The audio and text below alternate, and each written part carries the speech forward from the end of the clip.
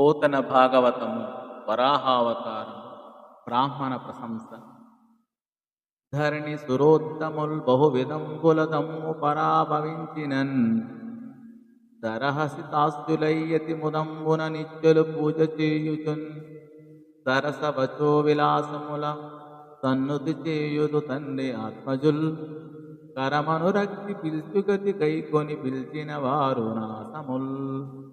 బ్రాహ్మణోత్తములు ఎన్ని విధాలుగా తమను అవమానించినా చిరునవ్వుతోనూ సంతోషంతోనూ నిత్యం వారిని పూజిస్తూ తండ్రిని కన్న కొడుకులు అనురాగపూర్వకంగా పిలిచే విధంగా మంచి మాటలతో వారిని గౌరవిస్తూ పిలిచేవారు నాతో సమానులవుతారు అని ఈ పద్య భావము.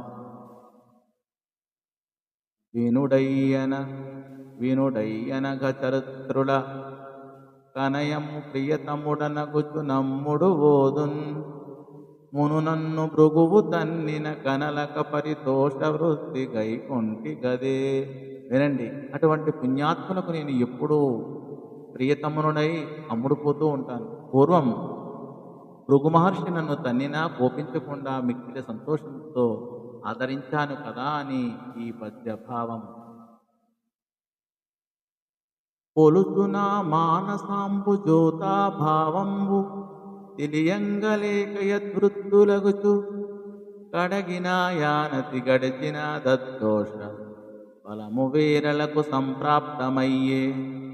మునులారా నా చిత్తమున నిన్నున్న నీతియు నిట్టిద భూమిపై ముట్టి వేరల చిరకాలమున నా అంతికలంభున కోలి అరుదించునట్టుగా ననుమతింప వలయునని అమ్ముకుందుడు పలుకుటయును విని మనంబున సనకాది మునువరేణ్యలం మహాత్ముని మృదుల భాషామృతంభూ తవిలి క్రోలయు రోష సందస్తులగుచు.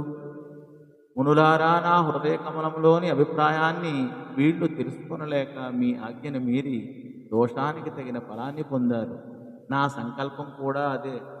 వీళ్ళు భూమిపై పుట్టి కొద్ది కాలంలోనే తిరిగి నా సమీపానికి వచ్చేట్టు అనుమతించండి అని ముకుందుడు చెప్పగా విని సనకాది మునులు అతని సుకుమార వచనామృతాన్ని రుచి చూచి కూడా కోపాన్ని విడవలేని వారై అనేటువంటి సందర్భంలో మనం తెలుసుకున్నాము.